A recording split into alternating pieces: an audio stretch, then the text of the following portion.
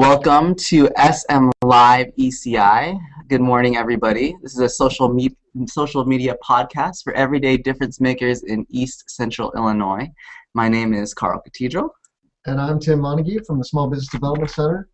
SM Live ECI is sponsored by the SBDC and the Social Media Club of Chambana. So welcome and thank you for joining us here in beautiful Champaign, Illinois. Yeah, thank you for tuning in to our third episode of SM Live ECI. In this podcast, we'll be sharing the latest headlines in the news this past week, announce upcoming social media events to East Central Illinois, and discuss how to build and engage a healthy Twitter following. And we have a special guest today on our show, Amy Snyder, the communications specialist at Champaign-Urbana Mass Transit District, known as CUMTD.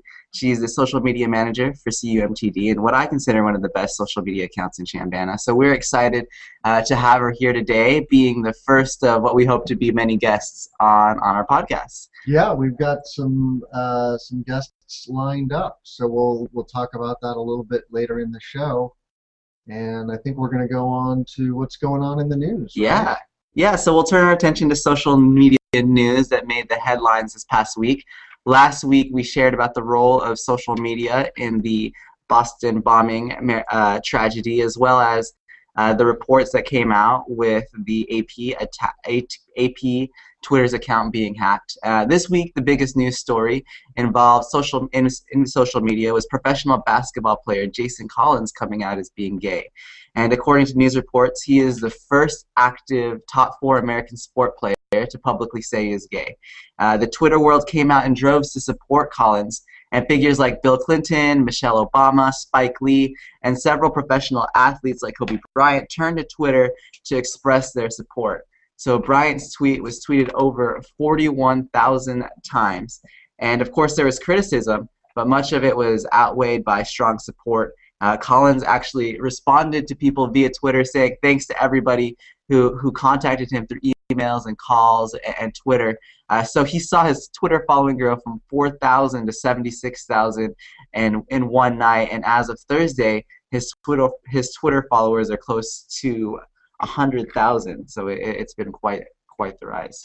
Yeah. So I mean, what's present for me about this story is really how behind the times America is around homosexuality, that this is such a big deal, right? That we have a pro player who's going public. Some sizable percentage of our population is gay. Mm-hmm. And that includes all walks of life, executives, CEOs, pro ball players, et cetera, et cetera. But it's great that players are starting to feel comfortable coming out of the closet finally, so hooray for that.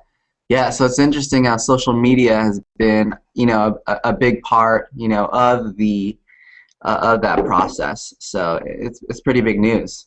And some other news in the financial sector.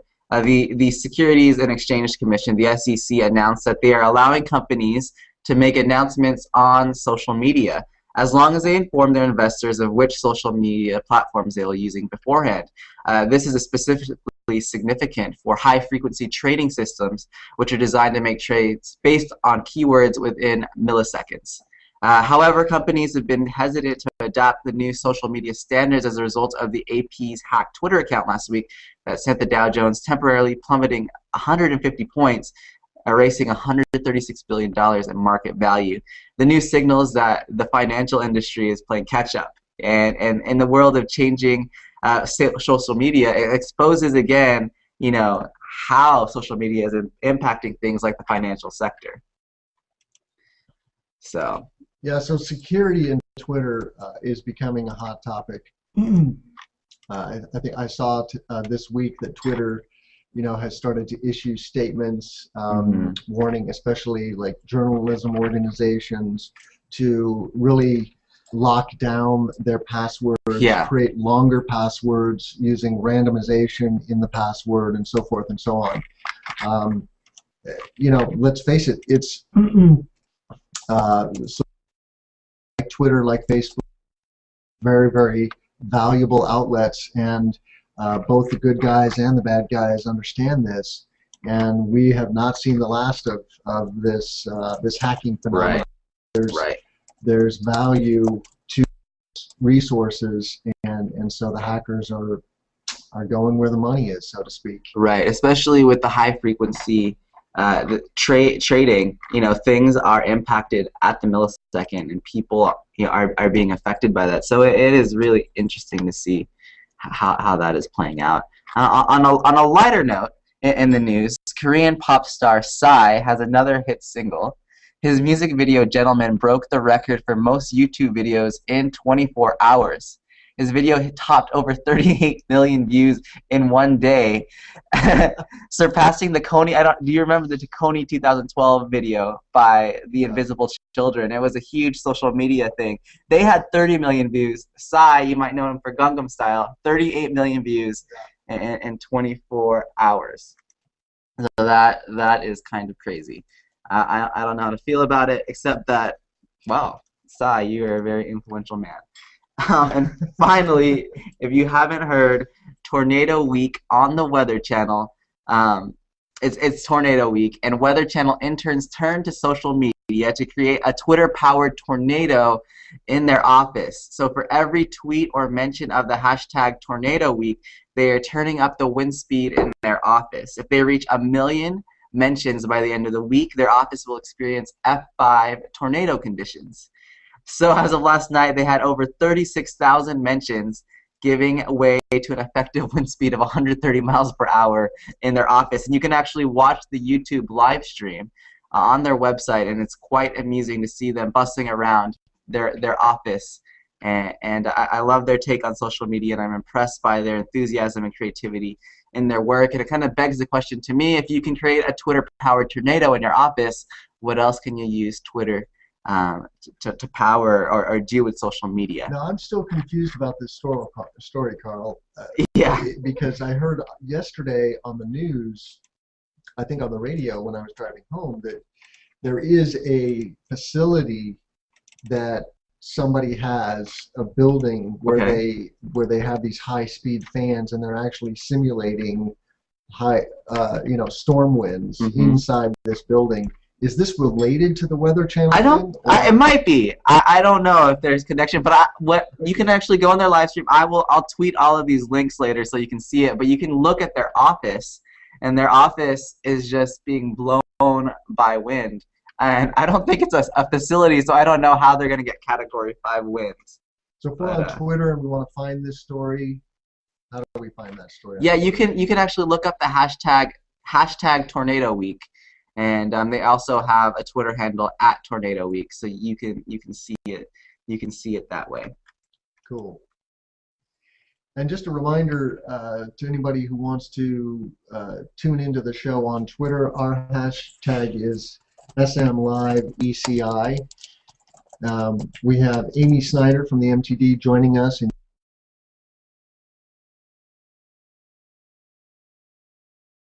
Just yet, but we're trying to get in the line. So let me work at getting her on. What else? Anything else in the news? I kind of wanted to touch on, and we can do this before and after, Amy. What is it that's, what are you and I tweeting about? What's hot in social media?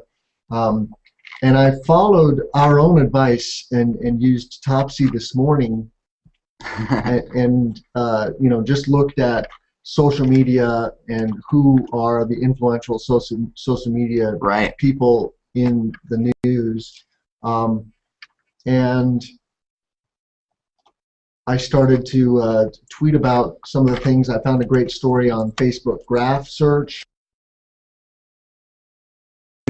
by Lori Taylor, who has this very influential blog called Social Caffeine.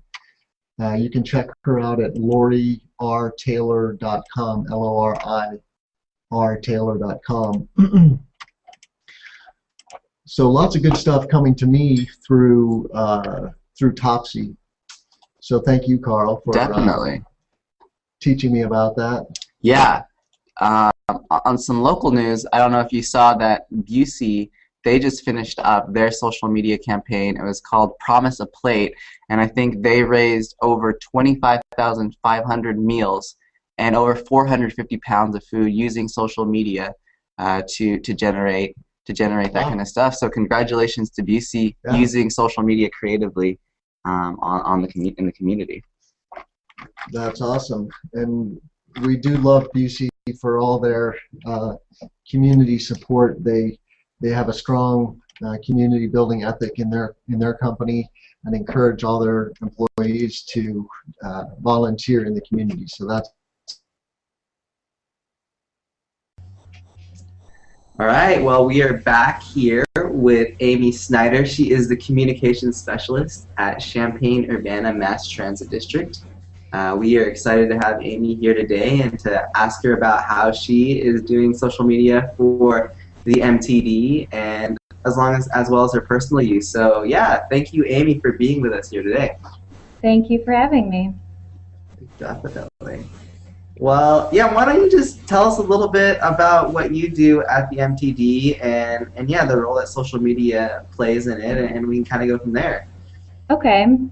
I started as an intern at MTD in my senior year at the U of I, and I did, marketing. It was a marketing internship, and I did a variety of things. But the district realized the growth of social media, and they were smart enough to recognize that it wasn't a position that you could just throw for somebody to add on to their responsibilities, that it was really demanding if you wanted to do it well. That's pretty awesome. So what was, oh, go ahead. You kind of froze a little bit there. That's okay. I was just going to say that when they created my position, it was with social media in mind. So I spend about 60% of my job doing that. So what are the main outlets for social media for MTD? Primarily, we do Facebook, Twitter, and a blog. We also post photos onto Flickr. We do have a YouTube channel, although it's not super active. We hope to get into more videos. I hope to be smart enough and know how to create those. And we also do FormSpring, which is kind of a not as popular social media, but really works for us. What is that, FormSpring? I've never heard of that. It's a question and answer forum. It actually almost went under this year, but they found a buyer at the very last minute. So people, you don't have to create a profile. You can ask a question. There's no character limit. And it's great for users who are not into social media but want to read questions and ask questions. And then my responses have no character limit either. So it just turns into an FAQ, which is really useful. That's pretty awesome. So how did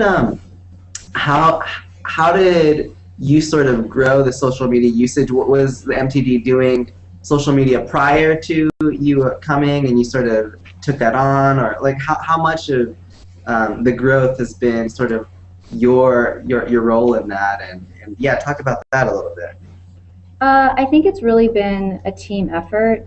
I spend a lot of time trying to educate myself all the time. I try to read and be creative and stay current, but it really takes the support of my staff to proofread my blog posts, and I have to go talk to people a lot when I get negative feedback or difficult questions. I have to go talk to somebody in operations or get the opinion of our marketing director. So it's really a team effort to grow it and do it well. So I simply won't take all the credit, but it's just a lot of learning and being really patient with yourself, and frankly copying those who are online who you like. That's a good way to start. What do you mean copying those? So when I first launched the networks in 2010, I followed a bunch of transit industries who were on social media, ones I really admired who were really big, and others who were really small. And I also followed a lot of local groups because I wanted to see what people were doing locally on social media. And then just kind of parroted the content that they did, oh, someone just tweeted about the weather, I'll tweet about that. Or somebody just tweeted a link to fair structure, I'll tweet our version of that. So for a while, just kind of getting my bearings by following others was really good until I could build up confidence. That's awesome. So you said, so did you start the Twitter and the Facebook account in 2010 then? Was that you personally? So I'm on the CUMTD Twitter right now, and you have around 1,800 followers. Yeah, how has the growth been for you? Like, what was sort of the tipping point in the growth process and in your role as a social media manager? You know, Twitter in this community is huge. I don't have a whole lot of experience with other communities, but I would say every week I get approximately 8 to 10 new followers. So it's just a steady stream. Facebook has more tipping points. If something happens, then we'll get a bump in followers, or I guess people who've liked us. But Facebook's a lot slower. And I don't know why that is. I'm obviously trying to figure that out, and EdgeRank and Facebook insights are terrifying, and there's plenty to look at. But it's almost like, we have an incident or the weather's really bad, and people all of a sudden think, I wonder if they're on Facebook, and then that's kind of how they find us. Yeah, insights are exhilarating when they're good, right? When your numbers are looking good, you see that growth, and then you see the fall, and you're like, what did I do?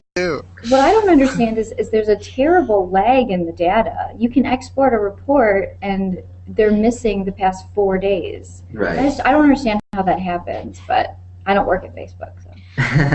Yeah, I just think they're crunching numbers for 1 billion users, so it's a lot of data crunching. That's a lame excuse, too. I'm shocked. Well, why don't you share with us some of the strategies that you sort of use to engage people? I know that, when I first moved to Champaign, I think you were one of the first accounts that I followed, and I was really impressed by, like, wow, like, whoever is running CUMTD is on their game, because you were, I think, one of the few people that responded to myself, and so I was really impressed by that. And having such a large volume, I'm wondering, like, what is your strategy? Are you running it all by yourself? Like, what kind of things are you doing to manage it and to grow it and to do the different marketing things that you do? It is all me. My strategy is that I want about, like, a third of the content to be things that I create organically, just talking about MTD, and then about another third to maybe 40% what's going on in the community. I like sharing content of what's going on, being supportive.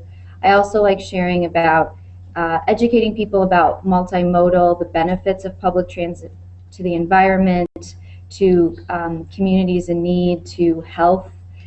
So that'll be another part of the tweets, and the Facebook posts. And then I also would hope that the other third to maybe 20% is then answering questions, discovering people talking about us, and then engaging them. So I do spend time trying to find conversations and then inserting myself in whether or not I'm invited. So that's kind of my breakdown. I've always believed from the beginning, and I don't think it's a terribly genius idea, but that we need to interact with each other. That social media will not thrive if you don't spend just as much time being a part of conversations. You can't just, it's not a commercial. You have to do two-way communication. Definitely. No, I think that makes sense. Social media has to be social, and I think you are definitely a really great example for that. How much time do you spend, running your social media? I know people do it for their companies. You do it sort of full time. It's 60% of your job. What does that equate to in terms of, your hourly?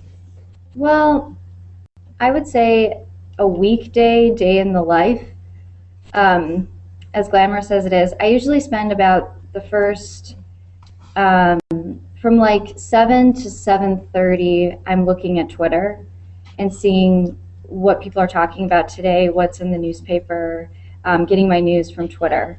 And then I get into the office, do email, and then I'm back on Twitter and Facebook and kind of, what am I going to post on Facebook about today? what's going on Twitter. And then I'll go and work on something, come back in the afternoon, come back in the evening.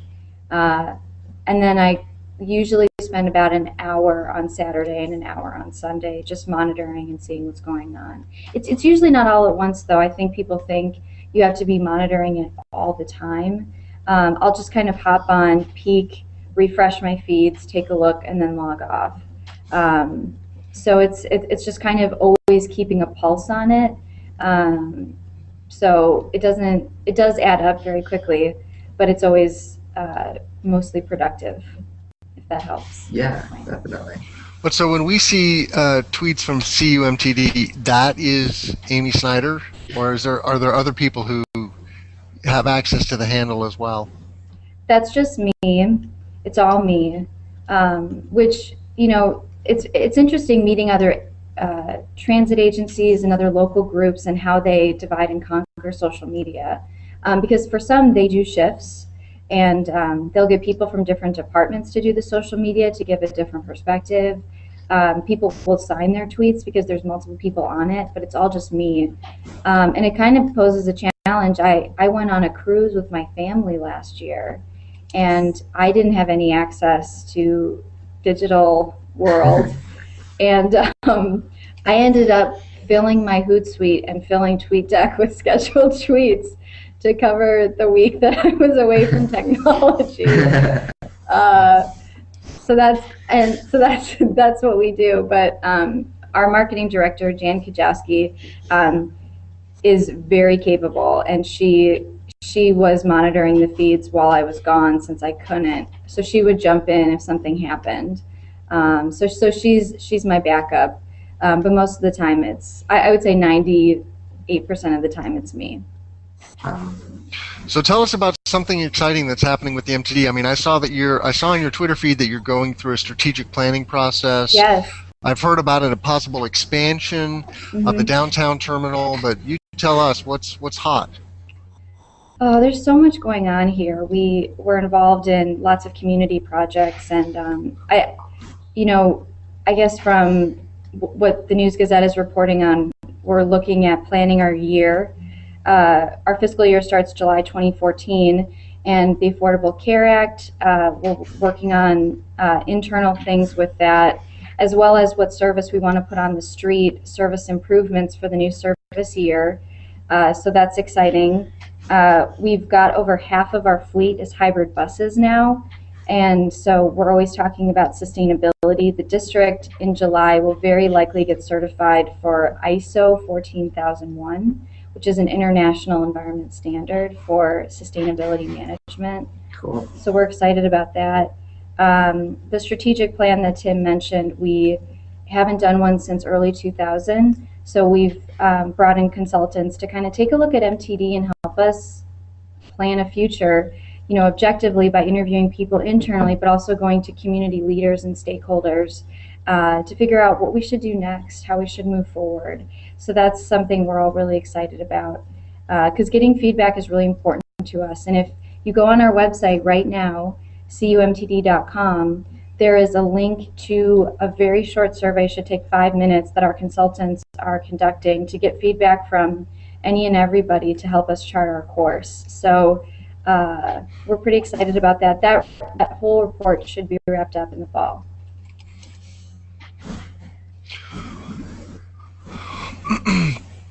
Can you tell us any more about that planning process? I mean, what are some of the possible outcomes, or what are the big ticket items, so to speak?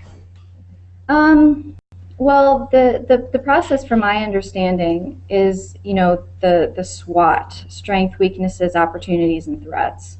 So the district is looking into annexations, so that's an opportunity for us.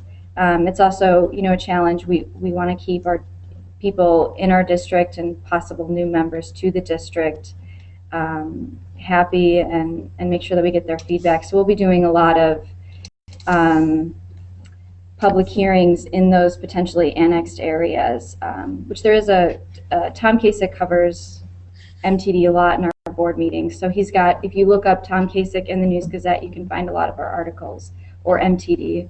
So annexations, I think, is one thing that's really in our future. We're also looking Illinois terminal expansion, which Tim mentioned.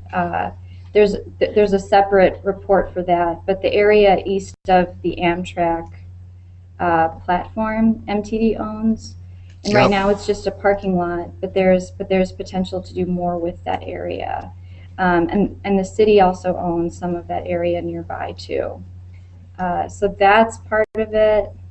You're trying to get me to dish, Tim. That's what this is. I thought this was about social media. I'm just trying to give our listeners something interesting to hear. This is great. No, really appreciate all that information, and Sure. we want people to take that survey. So Yeah.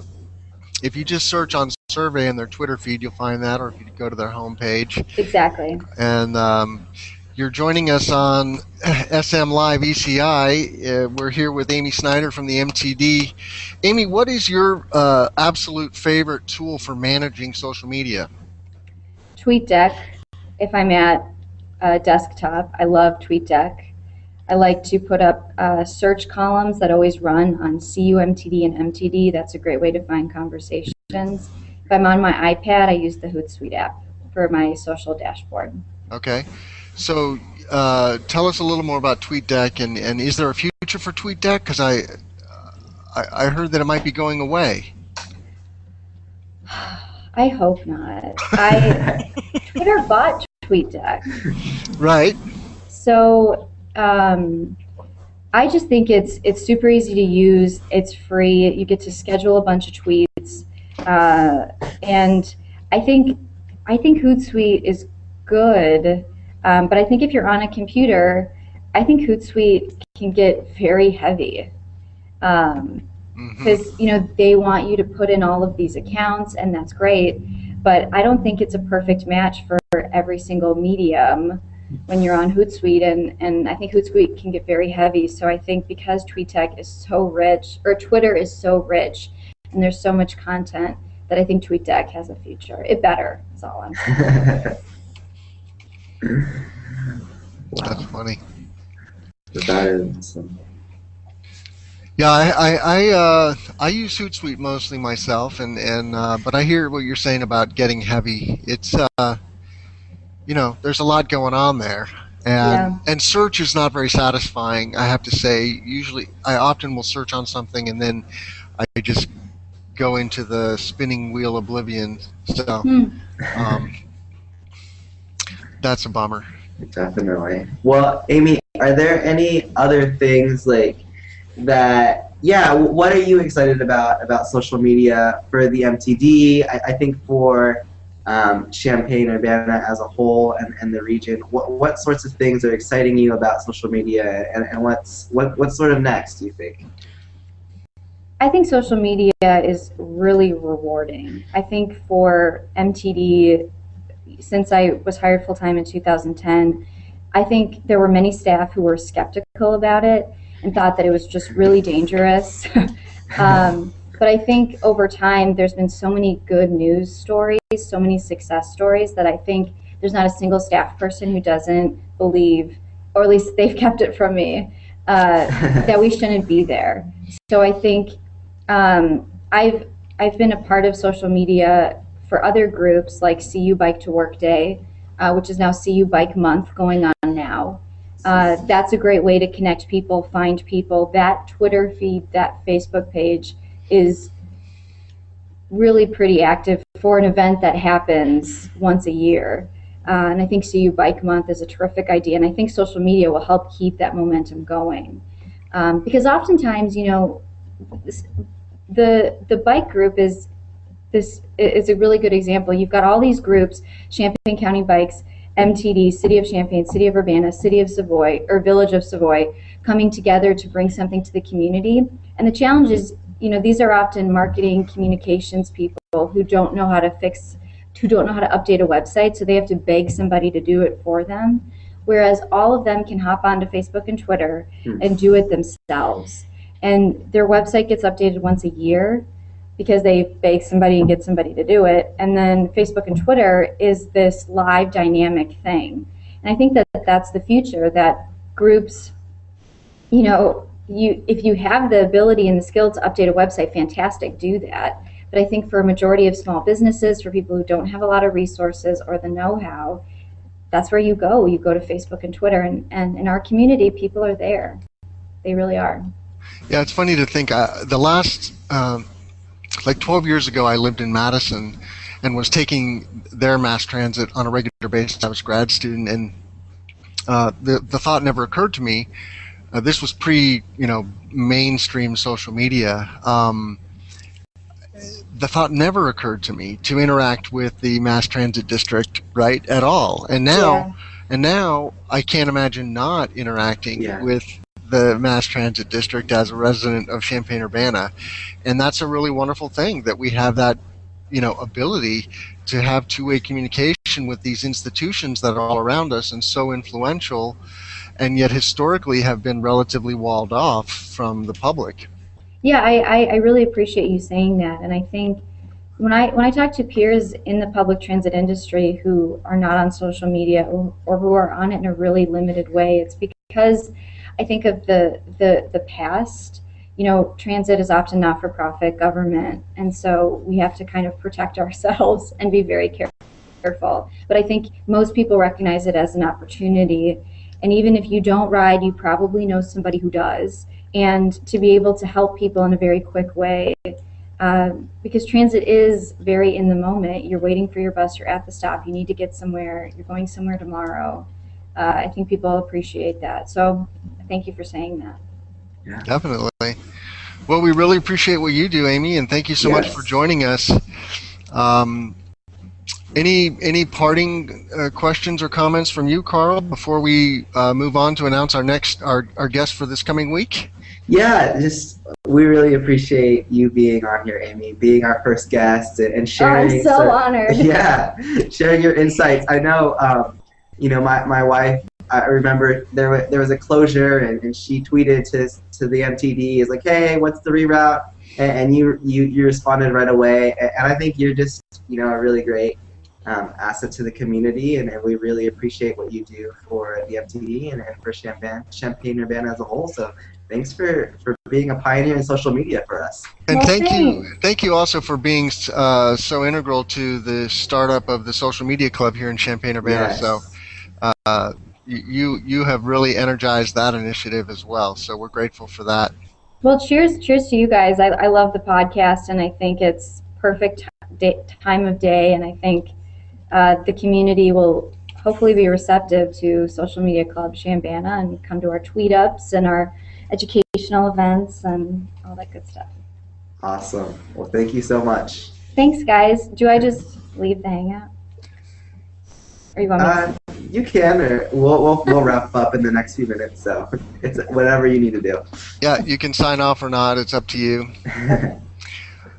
So joining us on May 9th will be Nathan Hand from Indiana. Nate is going to be giving a talk on the 23rd on using social media for fundraising at the AFP of East Central Illinois. That event is going to be at the Danville Area Community College at 11:30 on the 23rd. So we're really looking forward to having Nathan Hand, who is a fundraising consultant and a social media expert.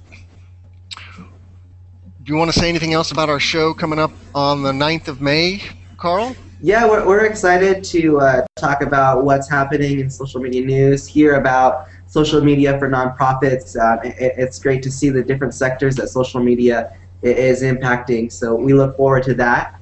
And then we also want to remind you that Social Media Club Chambana's first tweet up will be Wednesday, May 22nd at Quality Bar from 4:30 to 6. So we look forward to getting to meet some of you in person there as well.